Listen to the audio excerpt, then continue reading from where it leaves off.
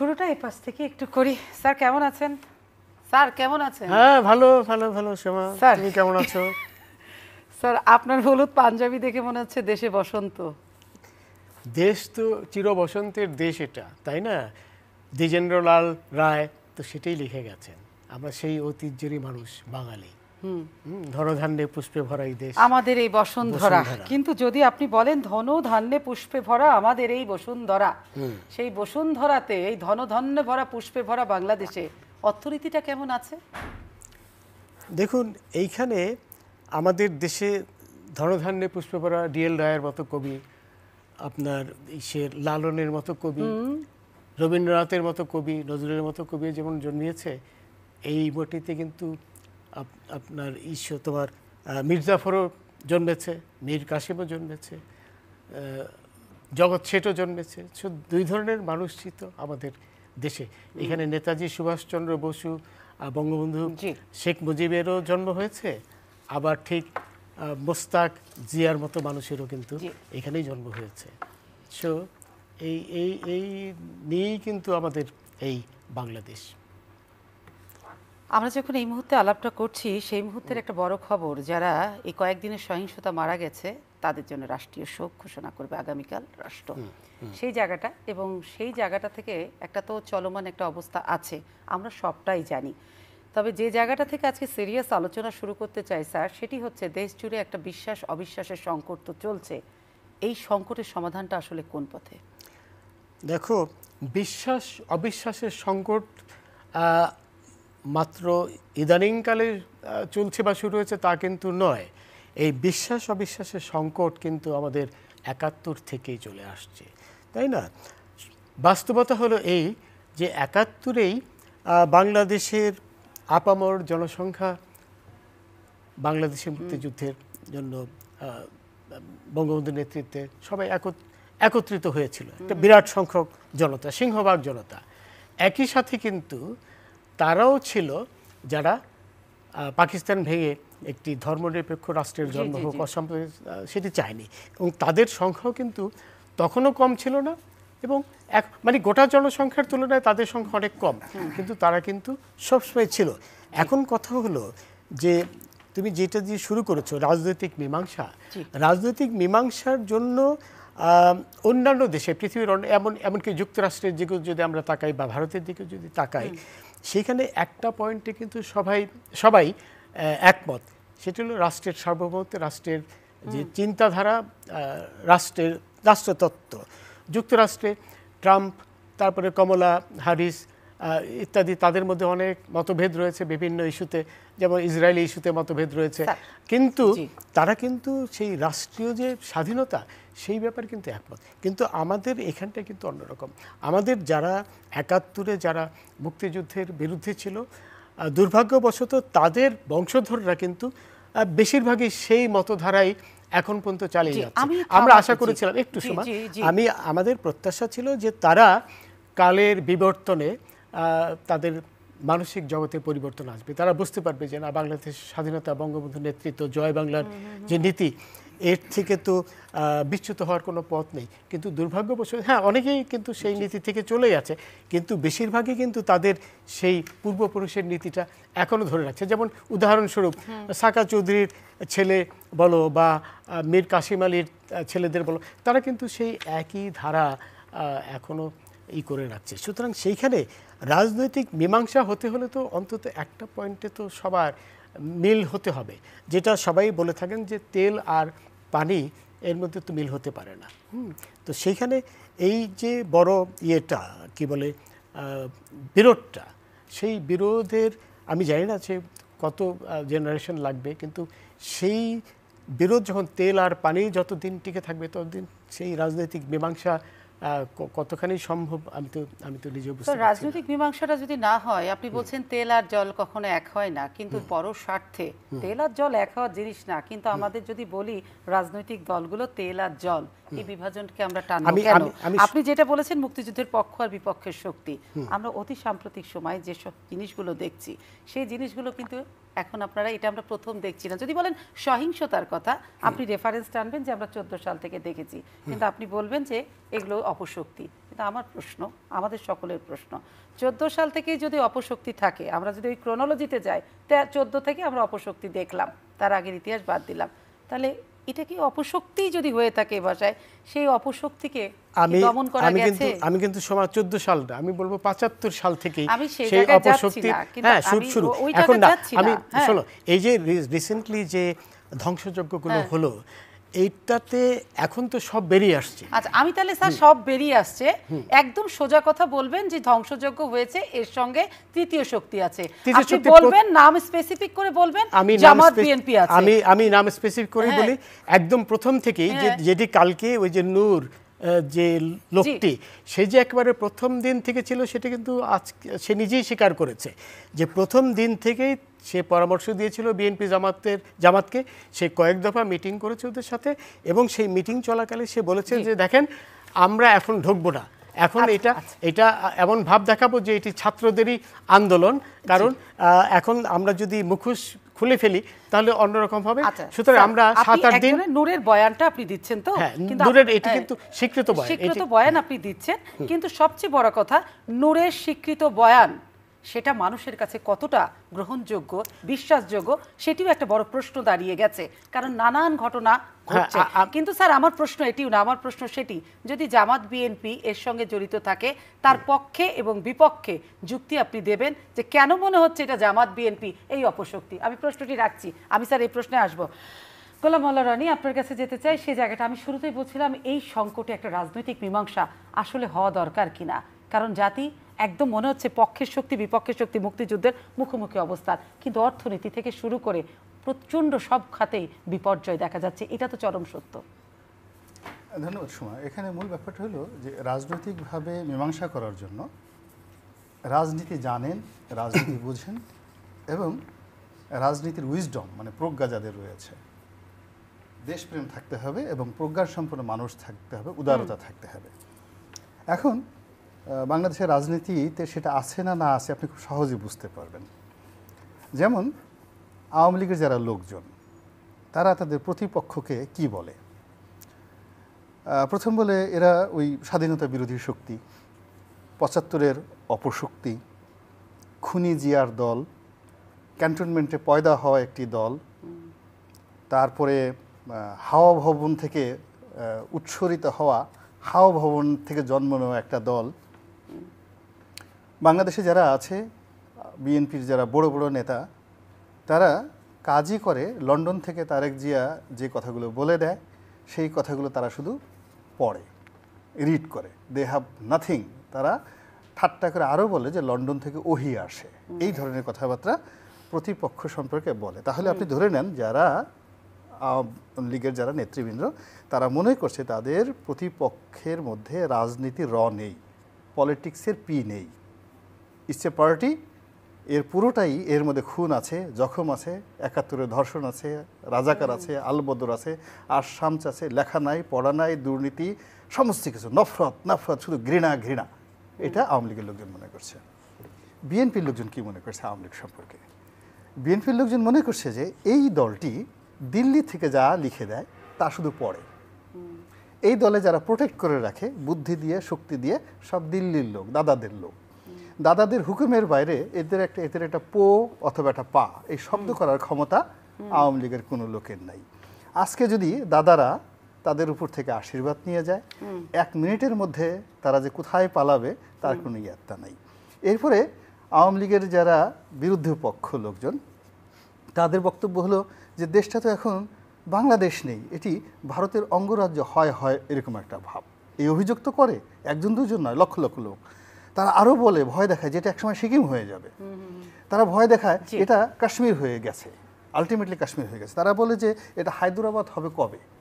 এই যে কথাগুলো বলতে যখন রাজনৈতিক নেতৃবৃন্দ সম্পর্কে আসে, তারা কাউকে বলতেছে ও হলো মুরগি, হাইব্রিড মুরগি, ও হলো কাউয়া, মানে এইভাবে তারা বিভিন্ন মানুষকে উপাধি দিচ্ছে যে দিস ইজ এ কাউয়া। এরপরে আরও যেসব অশ্লীল প্রাণী আছে, এই প্রাণীর নাম দিয়েও এই আওয়ামী বিরোধী শক্তিগুলো বড় বড় নেতার নামের সাথে সাথে ওইগুলো উপাধিগুলো দিয়ে দিয়েছে। তাহলে আপনি দেখুন যে আওয়ামী বিরোধী যে শক্তিগুলো আছে তাদের সংখ্যা যাই হোক না কেন, তারা আওয়ামী লীগের মধ্যে একজনকেও শ্রদ্ধা করার মতো কাউকে খুঁজে পাচ্ছে না, একজনকেও রাজনীতি করার মতো কাউকে খুঁজে পাচ্ছে না। তাহলে সেখানে রাজনৈতিক মীমাংসা হবে কি করে? তার মানে দেশে কি একটা রাজনৈতিক সংকটকাল চলছে? শুধু সংকট নয়, এখানে রাজনীতির মহামারী চলছে, রাজনীতির দুর্ভিক্ষ চলছে, রাজনীতির অকাল চলছে, এবং গণতন্ত্রের যে অস্তিত্ব, সেই অস্তিত্ব যে শুরুটা হয় ভ্রূণ থেকে, সেই গণতন্ত্রের যে ভ্রূণটুকু এই বাংলাদেশে তৈরি হয়েছিল 1971 সনে, এটা এখন সেই ভ্রূণটা আইসিইউতে আছে। মানে গণতন্ত্রকে কোনো প্রাণ বা শক্তি সম্পন্ন কোনো একটা জিনিস এটা বলা যাচ্ছে না। অর্থাৎ মহান মুক্তিযুদ্ধের মাধ্যমে এই গণতন্ত্রের যে ভ্রূণটা তৈরি হয়েছিল, এটি এই সময়টাতে এসে এখন আইসিইউতে আছে। তার মানে রাজনীতির একটা মহামারী চলছে আপনি বলছেন, এবং যে রাজনৈতিক মীমাংসা সেটাও সম্ভব না, অসম্ভব। কারণ দুটো দেওয়াল যেভাবে তৈরি হয়ে আছে, এই আইস ব্রেকিংটা করবে কে? এই আইস ব্রেকিং এটা। কিন্তু আমি যেটা জানতে চাই, আরেকটু আমি আসছি আপনার কাছে, কিন্তু যেটি হচ্ছে একটা চলমান সংকট আছে। আপনি আজকেও হয়তো দেখেছেন যে বিভিন্ন জায়গায় সারা দেশে বিচ্ছিন্নভাবে আবার ছাত্ররা দাঁড়িয়েছে, তাদের দাবি আছে। কিন্তু আমার প্রশ্ন হচ্ছে, ছাত্রদের দাবি তো মেনে নিল, এবং তাদের একটা অংশকে আমরা দেখেছি যে হসপিটাল থেকে ডিবি প্রধান যারা আছে, ডিবি তাদেরকে তুলে নিরাপত্তা হেফাজতের কথা বলে নিরাপত্তা হেফাজতে ডিবি ভবনে নিয়ে গেছে, এবং তারা গতকালকে তাদের সমস্ত কর্মসূচি প্রত্যাহার করেছে, এবং সেই কর্মসূচি প্রত্যাহারকে নিয়েও একটা বড় সমালোচনার জায়গা তৈরি হয়েছে। এটা মন থেকে দিল নাকি বাধ্য করে দেওয়া হলো? আজকে আবার তার পরিবাররা সকলে ডিবি অফিসে যে দেখা করেছে, এবং পরিবারের সকলে বলেছে যে তারা স্বেচ্ছায় দিয়েছে, তাদেরকে কেউ অস্ত্রের মুখে জিম্মি করে ওই বাচ্চাদেরকে কেউ বলেনি যেটা তোমরা বাধ্য করো। কিন্তু এই সমালোচনার মাঝখানে আদালত যেটা বলেছে যে টিবি প্রধানের কার্যালয়ে যে তাদের যে খাওয়ানোর ছবিটা জাতি দেখলো, দেখানো হলো, সেটা একটা জাতির সঙ্গে মশকরা করা হয়েছে। এই জায়গাটা একটু জানতে চাই। আমি আপনার শেষ কথার সঙ্গে একেবারে সম্পূর্ণ একমত। প্রথমত, রাষ্ট্র ব্যবস্থায় এখন অনেকগুলো প্রতিষ্ঠান একটা সুপার নিউমারি প্রতিষ্ঠানে পরিণত হয়ে গেছে, বিশেষ করে পুলিশ। আমার দাদির ভাই ছিলেন পাকিস্তানের আইজি ইন 1953 সনে। আপনি জানেন যে পাকিস্তানের আইজির ডেজিগনেশন ছিল সিভিল সার্ভিসে একজন জয়েন্ট সেক্রেটারির সমপর্যায়ের। আর এখন আইজি সাহেবকে তুলতে তুলতে সিনিয়র সচিব বানিয়ে শুধু রাখা হয়নি, বেনজির সাহেবের মতো লোকজন যখন আইজি ছিলেন তিনি মনে করছেন যে স্বরাষ্ট্রমন্ত্রীর চাইতেও তিনি বড়। তো এই যে একটা মানে রাষ্ট্রের মধ্যে একটা ভিন্ন রাষ্ট্র তৈরি করা, সার্ভিসের মধ্যে একটা ভিন্ন সার্ভিস তৈরি করা, এবং তাদের মধ্যে একটা উন্নাসিক ভাব, এটা পুলিশের মধ্যে চলে আসছে গণতন্ত্রের দুর্বলতায়। 2 নম্বর হলো কতগুলো পদ, যেমন থানার ওসি, জেলার এসপি, এই যে মহানগর পুলিশের যে গোয়েন্দা বিভাগের যিনি যুগ্ম কমিশনার, কিন্তু দেখেন সাইকোলজি কোন পর্যায়ে চলে আসছে, তাকে বলা হচ্ছে ডিবি হারুন, ডিবি প্রধান। তো এই যে ডিবি প্রধান, এবং মনে হচ্ছে যে বাংলাদেশের পুলিশের কর্মকাণ্ড বলতে ওই ডিবি অফিস ছাড়া, এর আগে শুধু এটা হারুন বলে কোনো কথা না, হারুন আগে মুনির ছিল, একই অবস্থা। মনে হতো যে বাংলাদেশের পুলিশ বলতেই ঢাকা মহানগর গোয়েন্দা পুলিশের যে দপ্তরটা আছে ওটার বাইরে পুলিশের কোনো কার্যক্রম নাই। ছবি কেন দেখাতে হবে? এটা কি গ্রহণযোগ্যতা, বিশ্বাসযোগ্যতা তৈরি করা? মানে প্রথমত হলো যখন একটা মানুষ অ্যাক্টিং করে, সবসময় অ্যাক্টিং করে, ওভার অ্যাক্টিং করে, তখন এই ওভার অ্যাক্টিং এবং অ্যাক্টিং করতে করতে কোনটা যে ধরা খেয়ে যায় এবং কোনটা যে ধরা পড়ে যায় এটা কেউ বলতে পারে না। এখন ওই অফিসগুলোতে যা কিছু হচ্ছে, মানে পুলিশের শুধুমাত্র হারুনের যে অফিস তা নয়, আরও অনেক অফিসগুলোতে যা কিছু হচ্ছে, এইগুলো নিয়ে জনমনে অনেক প্রশ্ন আছে, অনেক ক্ষোভ আছে। এখানে জাস্টিস চৌধুরী আছেন, ওনার আইনের একটা খুব ভালো ভাষা আছে যে বিচার শুধু হলেই হবে না, বিচারটা এমনভাবে হতে হবে যেন বিচার হয়েছে লোকজনের মনে বিশ্বাস জন্ম নেয়, অর্থাৎ জাস্টিস বিলিভড হতে হবে। এখন ডিবির যিনি হারুন সাহেব আছেন তিনি তাদেরকে খাইয়েছেন, ধরে নিলাম একের আপন ভাইয়ের মতো কোলে নিয়ে তাদেরকে চুমা দিয়েছেন, তারপরে শেষে বলেছেন, ওরে আমার লক্ষ্মী সোনা ভাইরে, তোমরা এই কদিন রাজপথে কত কষ্ট করেছো, এখন তোমাদের পিছনে জামাত লেগে গেছে, বিএনপি লেগে গেছে, তোমাদেরকে যে কোনো সময় মেরে ফেলতে পারে, ওরে সোনারে আসো আমার বুকে আসো। এক আমি ধরে নিলাম যে এইরকম ভালোবাসা নিয়ে জনাব হারুন তাদেরকে ডিবি অফিসে নিয়ে আসছে। আনার পরে মহব্বতে, প্রেমে, ভালোবাসায় তিনি তাদেরকে চুমা দিয়েছেন, জড়িয়ে ধরেছেন, তাদের সুন্দরভাবে বসিয়েছেন। এরপরে ঢাকা শহরের সবচেয়ে সুন্দর মোরগ পোলাও, আহার এই ছেলেগুলো কতদিন যাবৎ খায় না, একটা টেনশনে আছে, তাদেরকে নিজ হাতে তিনি মোরগ পোলাও খাইয়ে দিয়েছেন, তাতে কোনো অনেস্টি নাই। অ্যাজ ইট ইজ ওই যে যাদেরকে নিয়ে যাওয়া হয়েছে তাদের বাবা মাও যে স্নেহ ভালোবাসা ওদেরকে দেয়নি, তার চেয়ে বেশি স্নেহ ভালোবাসা জনাব হারুন সাহেব তাদেরকে দিয়েছেন, ধরে নিলাম।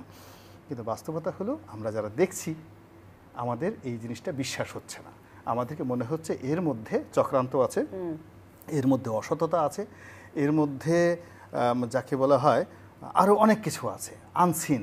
এই যে সাধারণ মানুষের যে অবিশ্বাসের একটা জায়গা তৈরি হয়েছে সেই ব্যাখ্যাটা আপনি দিলেন কেন, কিন্তু সেই অবিশ্বাসের জায়গাটাতে একটা তো মাত্রা যোগ করে দিল হাইকোর্ট আদালতের এই জায়গাটা। না, আমাদের আদালত তো এখনো আমি মনে করি কতগুলো জায়গায়, ইভেন পুলিশ, আমি বলি পুলিশ, ডাক্তার এবং উকিল এবং আদালত, এর বাইরে আসলে কোনো একটা রাষ্ট্র ব্যবস্থা যেতে পারে না। ঘুরে ফিরে আসলে আলটিমেটলি বিপদে পড়লে তাদের কাছে আসতে হয়।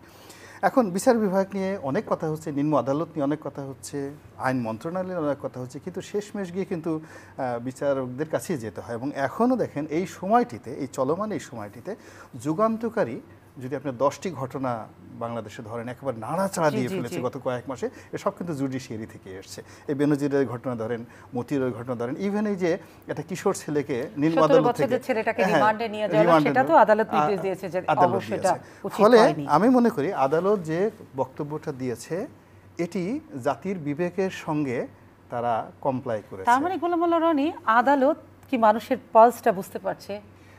আদালতের সবসময় বুঝতে পারে না, কিন্তু এই মুহূর্তে কিছু কিছু জায়গাতে, যেমন দেখা গেল যে আমাদের মহামান্য প্রধান বিচারপতি তিনি এই যে কোটা বিরোধী আন্দোলনের যে প্রেক্ষাপটে যে শুনানিটা করলেন যত দ্রুততার সঙ্গে, এবং এখানে সংবিধানের যে আর্টিকেলটাকে ব্যবহার করা হলো এবং যেভাবে তারা যত দ্রুততার সাথে করলো, আমি মনে করি যে it's a one of the smart decision and intelligent performance of our judiciary. তার মানে বিচার বিভাগের প্রতি মানুষের আস্থা আছে কিংবা তৈরি হচ্ছে না, তৈরি করার জন্য একটা সময় তো একটা শুনতাম আমরা অনাস্থা সুশাসন নেই, আইনের শাসন নেই। মূল ব্যাপার হলো এখানে বিচার বিভাগের সাথে ঢালাওভাবে এটা খুবই স্পর্শকাতর, আমাদের এই কথা বলা যাবে না। মানুষ যখন বিপদে পড়ে এবং বিপদে পড়ে বিচার বিভাগের কাছে গিয়ে যখন সে আশ্রয় লাভ করে, ওই সময় তার মন মানসিকতার উপর নির্ভর করে যে কি আছে। আর এখনকার মানসিকতা হলো যে বাংলাদেশের আওয়ামী লীগের রাজনীতি যেভাবে চলে, আওয়ামী লীগের মানুষ যেভাবে ডাল ভাত খায়, বাংলাদেশের সব জায়গার লোকজনই ওইভাবে ডাল ভাত খেয়ে বেঁচে আছে।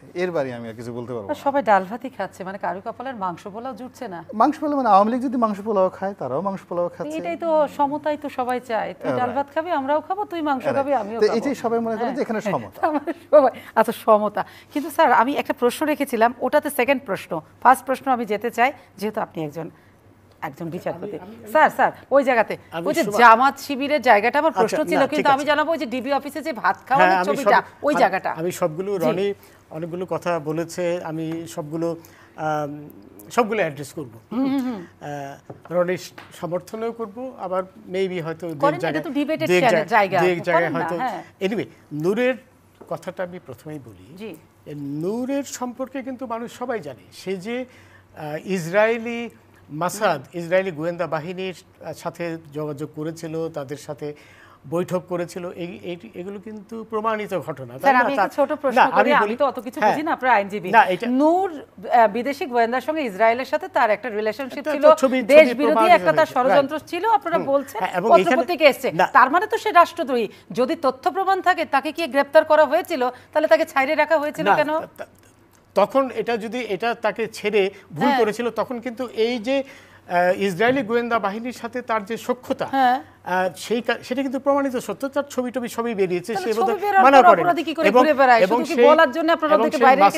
মাসাদের যে চর, সেও কিন্তু বলেছে আমার সাথে সে দেখা করেছে, তখনই তাকে কি বলে তার বিরুদ্ধে মামলা করা উচিত ছিল।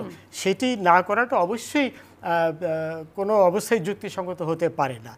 এখন রনি অনেকগুলো সুন্দর কথা বলেছে, রনি কিন্তু সুন্দর কথা বলারই মানুষ, বুদ্ধিমান মানুষ। রনির এক সময় আওয়ামী লীগের এমপি হয়েছিল, আমি খুশি হতাম। আমি কিন্তু আওয়ামী লীগ করি না, আওয়ামী লীগের রনি খুব ভালো করে জানে। মানুষ বিশ্বাস করে? না, আমি আওয়ামী লীগের 1 পয়সার বেনিফিশিয়ারিও না। সময় এটা পৃথিবীর অন্য কেউ জানুক না জানুক, রনি জানে, অনেকেই জানে। স্যার, এটা আপনি বিশ্বাস করেন? আপনি আওয়ামী লীগ করেন না? মানুষ বিশ্বাস করে? এই অবিশ্বাসের মাঝখানে তো দাঁড়িয়ে থাকতে হচ্ছে। চলো, আমি আওয়ামী লীগের কোনো বেনিফিট পেয়েছি বলো? সেটা তো আমরা জানি না। তুমি জানো না?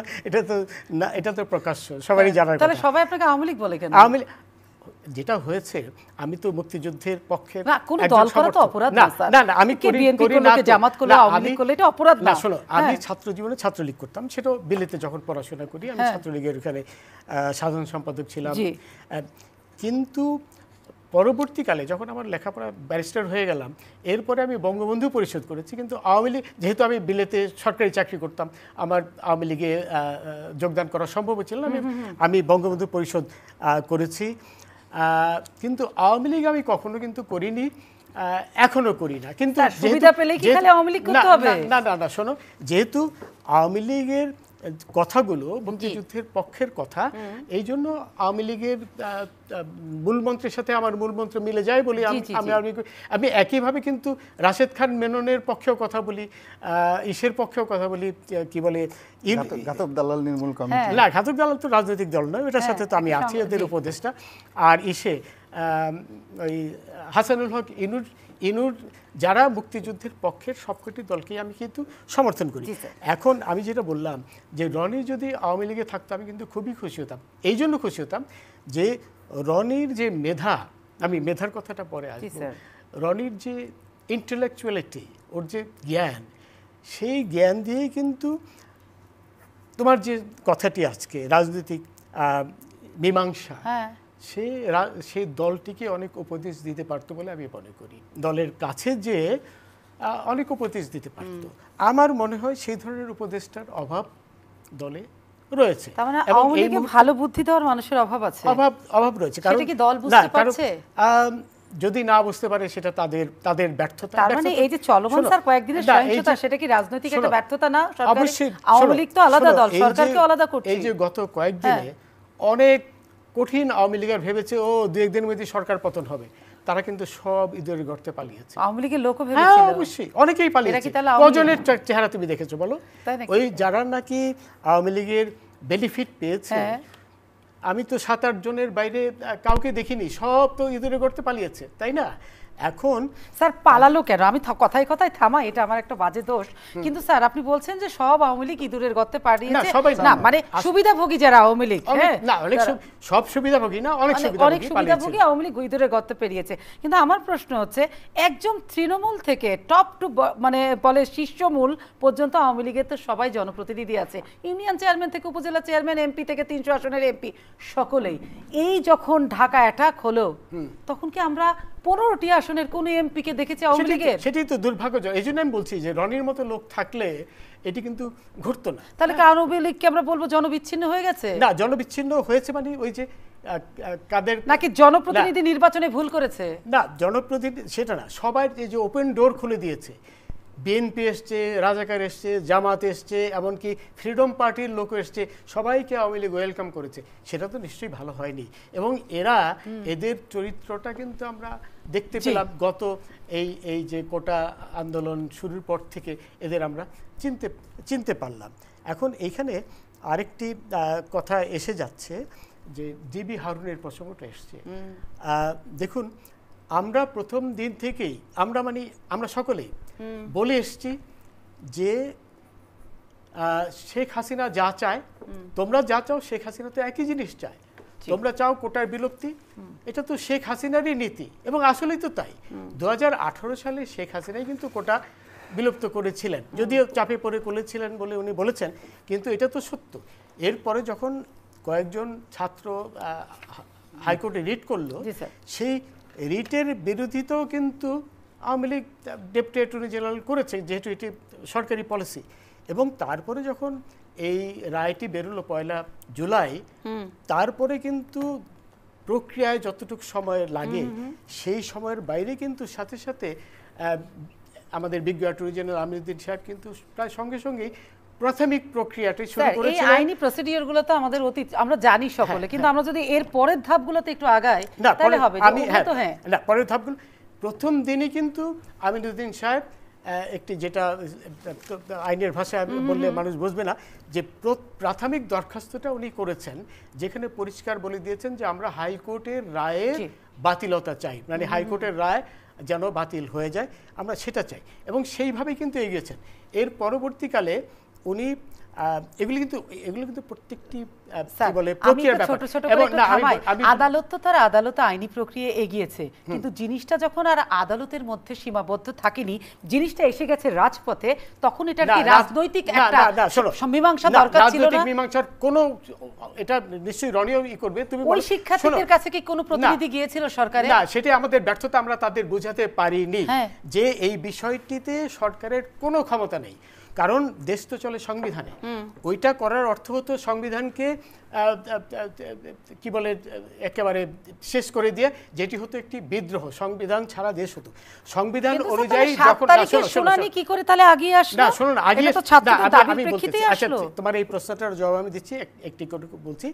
যখন এই যে আপিল বিভাগের হাতে চলে গেল, তখন সরকারের কোনো ক্ষমতা ছিল না এই ব্যাপারে কোনো সিদ্ধান্ত নেওয়ার। কিন্তু আমাদের দুর্ভাগ্য হলো আমরা সাধারণ ছাত্রদের এই কথাটি বোঝাতে ব্যর্থ হয়েছি, এবং এই যে প্রক্রিয়া যেটি আমাদের ফেইলিয়ার, আমরা মানুষকে বোঝাতে পারিনি। এমনকি অনেক জ্ঞানীগুণী মানুষও ভাবতো যে সরকারই পারে, তাদের আমরা বোঝাতে ব্যর্থ হয়েছি যে এটি সরকারের হাতে নয়, এটি সরকারের হাতে যাওয়া মানে সংবিধানকে ছেড়ে দেওয়া, বিদ্রোহ করা।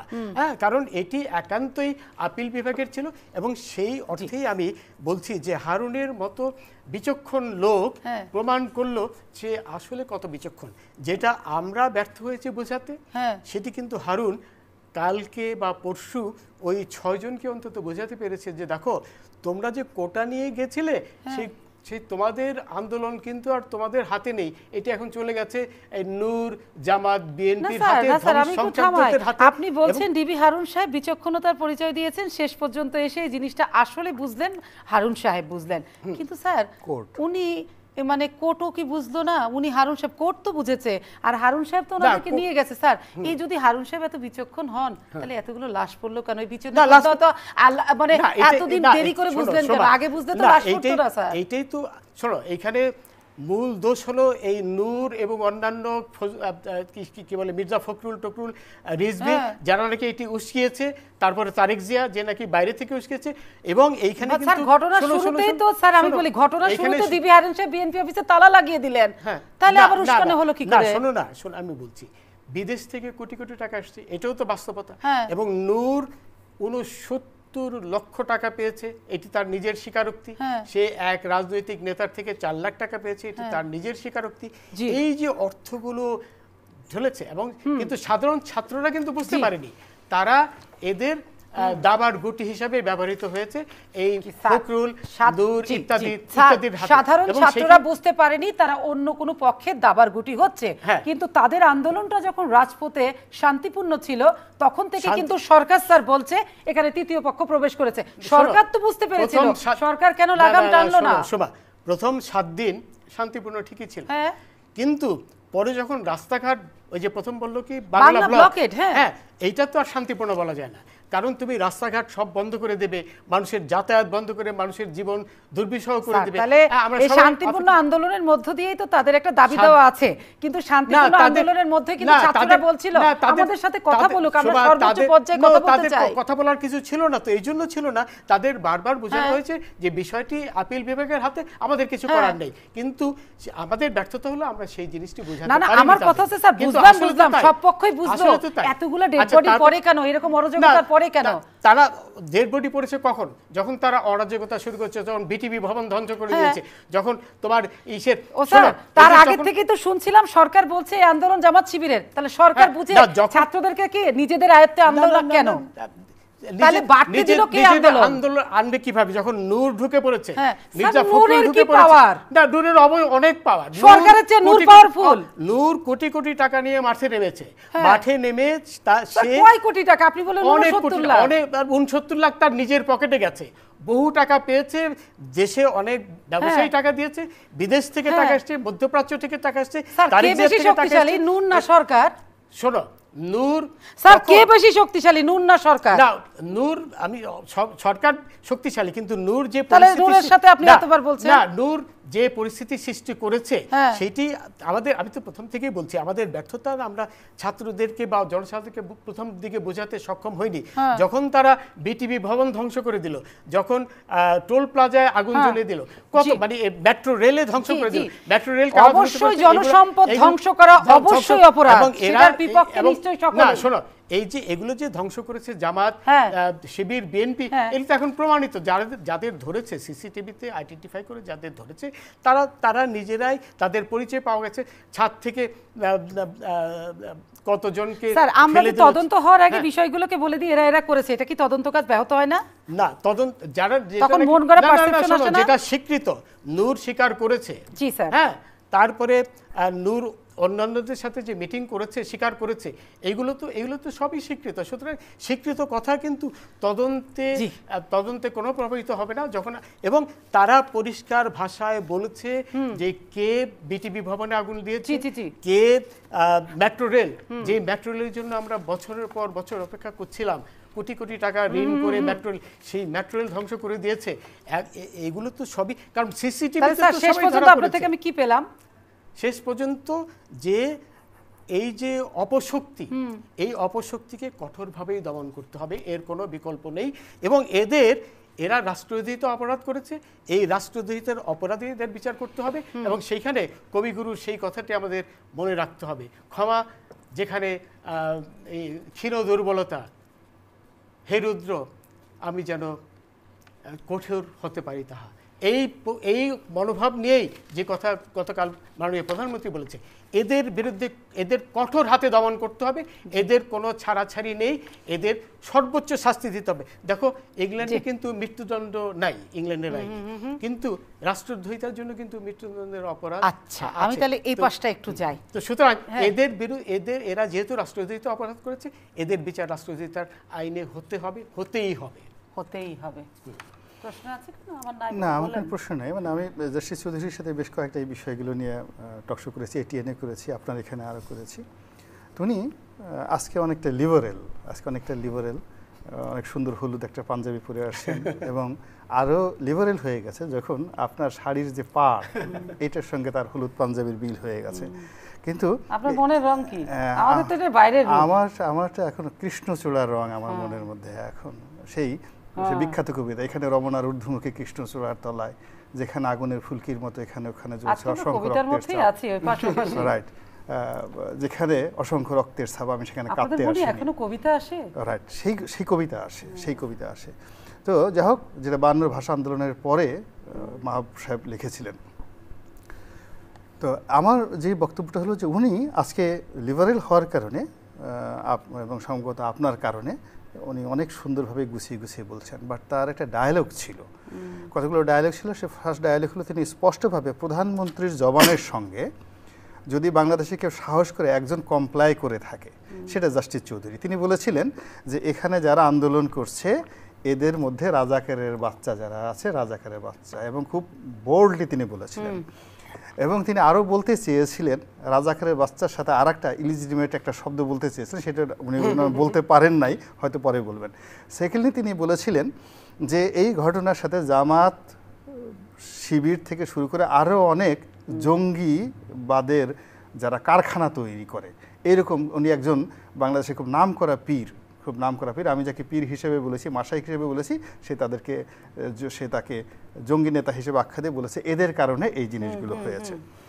উনি আরও বলেছিলেন যে পুলিশ যে গুলি করেছে এই গুলি আইনগতভাবে করার অধিকার তার আছে, এবং যে গুলি হয়েছে সব কিছু এইভাবে হয়েছে। এখন আমি তার এই প্রত্যেকটা বক্তব্যকে যদি মানে গুরুত্বপূর্ণ হিসেবে মনে করি, এবং মনে না করার কোনো কারণ নেই, এর কারণ হলো ওনার সঙ্গে আমার সঙ্গে একটা সময় খুব দূরত্ব ছিল। আমি যখন পার্লামেন্টে ছিলাম তখন উনি বেঞ্চে বসা, আপিল বিভাগের তখনও যান নাই, হাইকোর্টের বিচারপতি। হঠাৎ করে আমাদের স্পিকার সাহেব, পরবর্তী রাষ্ট্রপতি ছিলেন, তাকে তিনি বটতলার উকিল বলে কি একটা গালি দিয়েছিলেন একের বেঞ্চে বসে। না, বটতলার উকিল বলেছিলাম অল্প বিদ্যা ভয়ঙ্কর, সামহাও ব্যাপার। এবং আমরা সারা পার্লামেন্ট সেই দিন ফেটে পড়েছিলাম যে শামসুদ্দিন চৌধুরী মানিকের ফাঁসি চাই, তাকে ইমিডিয়েটলি এই বেঞ্চ থেকে বের করে দেব এবং বিচারপতিদেরকে যে ইমপিচমেন্ট করার যে ক্ষমতা আগে পার্লামেন্টের ছিল এটা ফিরে নিয়ে আসা ফেরত। এবং সেই দিন পার্লামেন্টে একমাত্র প্রধানমন্ত্রী ছাড়া আমরা সবাই তার ফাঁসির দাবিতে উত্তাল ছিল রীতিমতো। এবং ওই দিন যদি আমরা তাকে পেতাম পার্লামেন্টের মধ্যে সবাই ফাঁসিতে টানাই ফেলতাম, কিন্তু বাস্তবতা হলো আমরা তার একটা পশম ধরে টান দিতে পারি নাই। হ্যাঁ, সে তার বহাল তবিয়তে ছিল এবং এরপরে যে রাষ্ট্রপতিকে তিনি দিয়েছেন সেই রাষ্ট্রপতি তারকে আপিলের ডিভিশনে নিয়োগ দিয়েছেন। তখন আমরা ধরে নিয়েছি যে justice Manik is not only Manik, is a black diamond for Awami League. হ্যাঁ, আওয়ামী লীগের কালো মানিক, তো ব্ল্যাক ডায়মন্ড। এবং তার সঙ্গে সরাসরি প্রধানমন্ত্রীর একটা ওইরকম ব্লেসিং আছে, রিলেশন আছে, প্রধানমন্ত্রী তাকে অত্যধিক পছন্দ করেন। তো এই সময়টা ইতিহাসে এত বছর পরে আবার তার মুখে যখন আওয়ামী লীগের যখন ক্রাইসিস, সব মানুষ যখন পালাচ্ছে, গর্তের মধ্যে পালাচ্ছে এবং আওয়ামী লীগের মধ্যে এখন ওপেন ডিবেট হচ্ছে কে পালিয়েছে কে পালায় নাই, পালানো গ্রুপ ভার্সেস না পালানো গ্রুপ। হ্যাঁ, এই দুই গ্রুপের মধ্যে এখন রীতিমতো হাতাহাতি হচ্ছে। অনেকে বলছে আমি না থেকেও ছিলাম, কোথায় ছিল? হ্যাঁ, সেটা ভাবের মধ্যে ছিল আর কি। হ্যাঁ, মানে ও দূরে বসে বসে সে গিটার বাজাচ্ছিল। হ্যাঁ, করোনার মধ্যে হ্যাঁ অদৃশ্য ছিল। তো ঠিক সেই সময়টাতে আমাদের আওয়ামী লীগের কালো মানিক, ব্ল্যাক ডায়মন্ড, তিনি কিন্তু ভয় পান নাই। তিনি প্রধানমন্ত্রী ভাষাকে ধারণ করে, প্রধানমন্ত্রী তাকে কিছু দেয়নি, অন্যান্য অনেক বিচারপতি, অনুল্লেখ্য অনেক বিচারপতি অনেক কিছু পেয়েছে অবসরের পরে, তাকে কিছু দেওয়া হয়নি। আমার কাছে মনে হয় যে আপনি হয়তো সন্দেহ করতে পারেন যে তার হলুদ পাঞ্জাবিটা প্রধানমন্ত্রী দিয়েছে, নট লাইক দ্যাট, তাকে দেওয়া হয়নি। সে নিজের টাকা খরচ করে, নিজের পয়সা দিয়ে সে এই আওয়ামী লীগের পক্ষে সে ভূমিকা রেখে যাচ্ছে এবং অত্যন্ত দৃঢ়তার সাথে প্রধানমন্ত্রীর যে ল্যাঙ্গুয়েজ, ঠিক সেই ল্যাঙ্গুয়েজগুলো আপহোল্ড করে সে কিন্তু এখন পর্যন্ত বলে যাচ্ছে। তো এখন যদি জাস্টিস মানিকের কথা ধরি আর প্রধানমন্ত্রীর কথা ধরি, এই দুজনের কথার মধ্যে মিল আছে, বাকি যেগুলো আছে সব ফুসফাস, এরা সব অভিনয় করছে, তাদের কথার মধ্যে মিল নাই। সেই কথাগুলো কি, যে এখানের আন্দোলনের পুরোটাই জামাত এবং বিএনপি ডমিনেটেড, বিদেশ থেকে টাকা এসেছে, এখানে নূরের মতো আরও অনেক যারা রথী মহারথী আছে, যারা এই কোমলমতি ছাত্রদেরকে এখান থেকে ভুলিয়ে ভালিয়ে তাদেরকে আওয়ামী লীগের বিরুদ্ধে দাঁড় করিয়েছে এবং সেখান থেকে আমাদের এই বাংলাদেশের সূর্য সন্তান একমাত্র মেধাবী পুলিশ কর্তা জনাব হারুন এই 6 জন লোককে আলাদা করে একটা দৃষ্টান্ত স্থাপন করতে পেরেছে। এই তো তার কথার যে মূল কথাগুলো। এখন আপনি চিন্তা করেন যে এইগুলোকে যদি আপনি আজকের দিনের মাঠের বাস্তবতা চিন্তা করেন, বাস্তবতা হলো যে জাস্টিস চৌধুরীর মতো বা মাননীয় প্রধানমন্ত্রীর মতো যারা মানে একদিকের কথা বলেন, খুবই স্ট্রেট ফরওয়ার্ড হয়, তাদের মধ্যে কোনো হিপোক্রেসি নাই, ভালো ভালো মন্দ ভালো, যে যা মনে করে করুক। হ্যাঁ, প্রধানমন্ত্রী যখন কান্না আসছে সে কাঁদছে, লোকজন বলতেছে উনি এখন কাঁদবেন কেন? আরে তার কান্না আসছে, সে কাঁদবে না তো হাসবে নাকি? তো আবার একটু পরে তার রাগ হচ্ছে, হ্যাঁ, সে কান্নার পরে অবসর বলতেছে যে এইভাবে এত কষ্ট করে এই দেশের জন্য আমি রেলওয়ে করলাম, এটির জন্য এইভাবে পুড়িয়ে দিতে পারে মানুষ, তো সব কিছু। এখন সবাই বলে যে আল্লাহ কিছুক্ষণ আগে কাঁদলো, আবার এখন উনি হাসবেন কেন? আরে বাবা, তখন তার রাগ হয়েছে, তখন সে ই করবে না। তো এই যে যে জিনিসগুলো আছে, এই জায়গাটাতে আওয়ামী লীগের মধ্যে যারা কমপ্লাই করেন, একত্র সেম ভাষায় কথা বললেন, তো তাদের যে ল্যাঙ্গুয়েজ, সেই ল্যাঙ্গুয়েজটা আবার নতুন করে মাঠে কিন্তু ব্যাড রিয়াকশন তৈরি করেছে।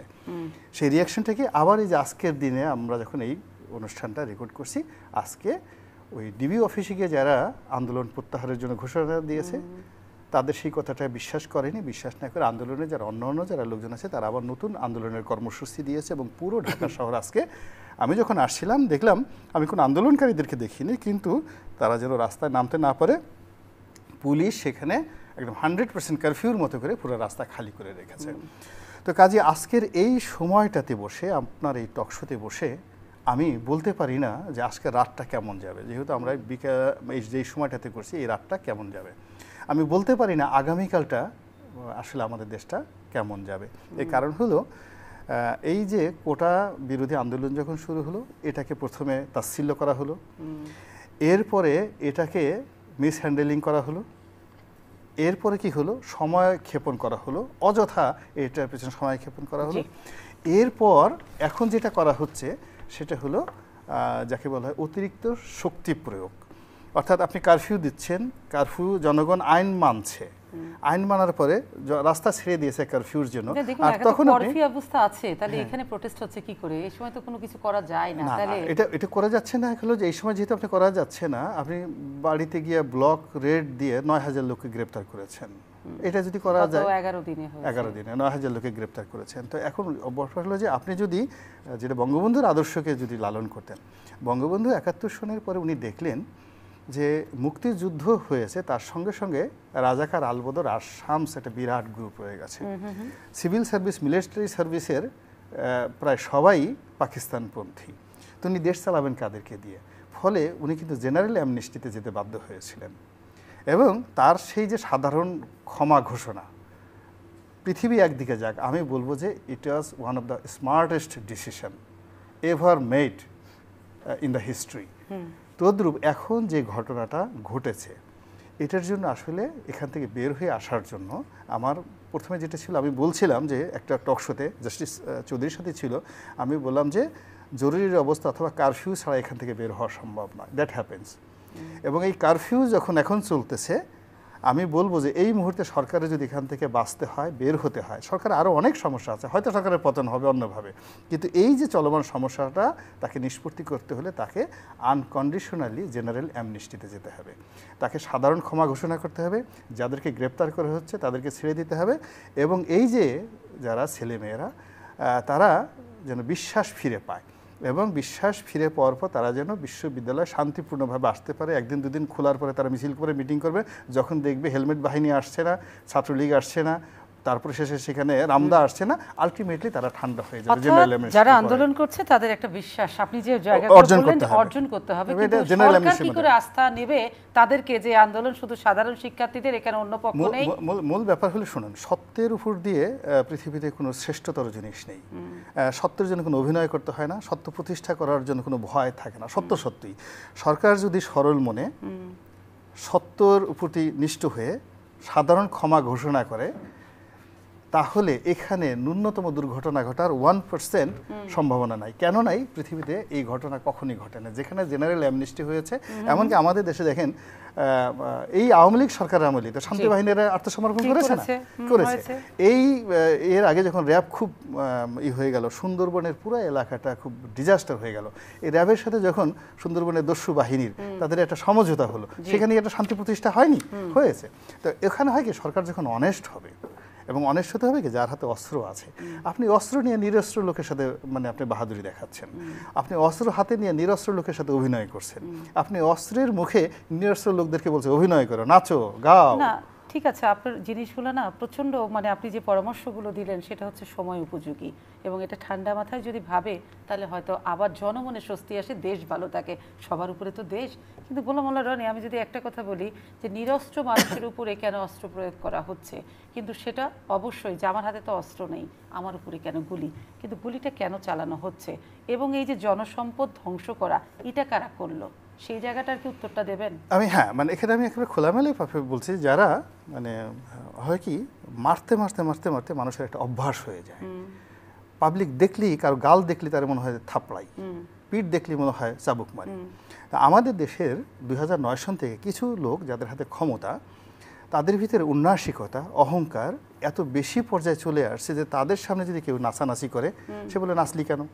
কেউ যদি বলে হাসাহাসি করে, এই তুই হাসলি কেন, তুই এত বড় বেয়াদব, তুই কি আমাকে ঠাট্টা করছিস, হাসিটাও তারা পছন্দ করতে পারে না। রাইট। তো এখন এই যে 2009 থেকে এখন পর্যন্ত সরকার সবসময় যেটা দেখেছে, শক্তি প্রয়োগে তারা সফলতা অর্জন করেছে, ফলে তাদের সামনে কেউ সিনা উঁচু করে দাঁড়িয়েছে, এটাকে তারা মনে করে পৃথিবীর সবচেয়ে সেরা বেয়াদবি।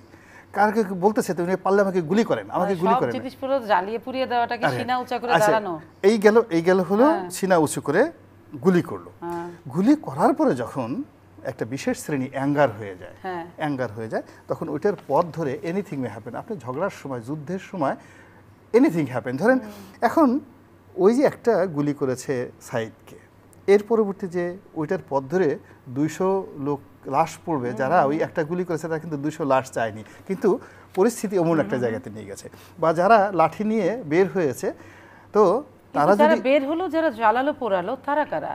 না, জালালের পড়াইছে এখন এটা তো সরকার তদন্ত করছে। এখানে যে সবাই দুষ্কৃতিকারী তাও বলা যাবে না, আবার সবাই যে আন্দোলনকারী তাও বলা যাবে না। এখানে অনেকগুলো পক্ষ একসাথে কাজ করেছে, সেন্টিমেন্ট কাজ করেছে, তারপরে প্রতিহিংসা কাজ করেছে। আপনি চিন্তা করেন মেট্রো রেল হয়েছে, তো মেট্রো রেল হওয়ার পরে সবচেয়ে ক্ষতিগ্রস্ত হয়েছে কারা? কিছু বাস বাস মালিকরা। এখন এই একটা দুর্ঘটনায় যে বাস মালিকদের মধ্যে যারা ক্ষতিগ্রস্ত, তারা যে ঘটনার সাথে ইন্ধন দেয়নি, আপনি কি করে বুঝবেন বলেন সেটা? কিংবা ধরুন বিআরটি অফিসের নিচতলা থেকে উপরতলা পর্যন্ত পুড়িয়ে ফেলেছে। এই বিআরটি এর সঙ্গে যাদের ক্ষোভ, আপনি চিন্তা করেন যে আগুন লাগাবে নিচে, একেবারে উপরে সার্ভার রুম পর্যন্ত সমস্ত পুড়িয়ে ফেলেছে। It means this is a pre planned. ফলে এরকম একটা ঘটনা যখন ঘটতেছিল, তখনই ওই যারা মিসক্রিয়েন্টস তারা কিন্তু প্ল্যান করে ফেলেছে যে আগামীকাল আমরা এই কাজটি করব। তার মানে একটা দিকে তো আগুন জ্বলছে, তার মধ্যে আবার আগুনে ঘি ঢালছে কারা? ঘি ঢালছে বা আলু পোড়া দেওয়ার চেষ্টা করছে। আলু পোড়া দেওয়ার চেষ্টা এটা করছে, বের করতে হবে। এটা বের করতে হবে। আমি অনুষ্ঠান কিন্তু আপনাকে দিয়ে শেষ করব। আপনি অনেক কিছু লিখেছেন, অল্প করে বলেন। আমি বলি, হ্যাঁ, জেনারেল অ্যামনেস্টির যে কথাটি রনি বলেছে, তো সেইখানে যারা অগ্নিসংযোগ করেছে, ধ্বংসযজ্ঞ করেছে,